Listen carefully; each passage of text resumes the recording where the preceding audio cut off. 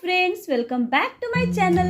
दोस्तों, आज मैं बनाने जा रही हूँ लाडली के लिए स्कूल यूनिफॉर्म और स्कूल बैग, क्योंकि दिल्ली वाली बार्बी का जो नेक्स्ट एपिसोड आने वाला है वो है लाडली का फर्स्ट डे ऑफ स्कूल।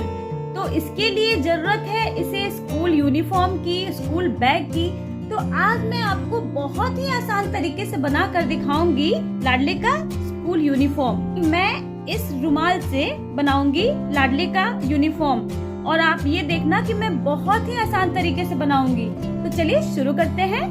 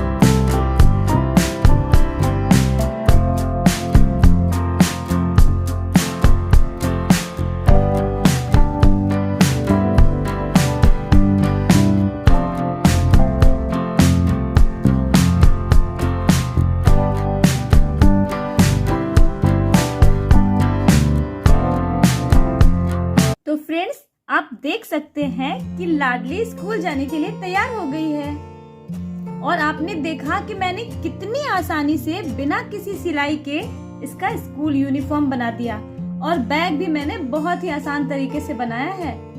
तो आप दिल्ली वाली बार्बी के नेक्स्ट एपिसोड में देखना, जब लाडली ये स्कूल यूनिफॉर्म पहन के बैग लेके स्कूल जाएगी।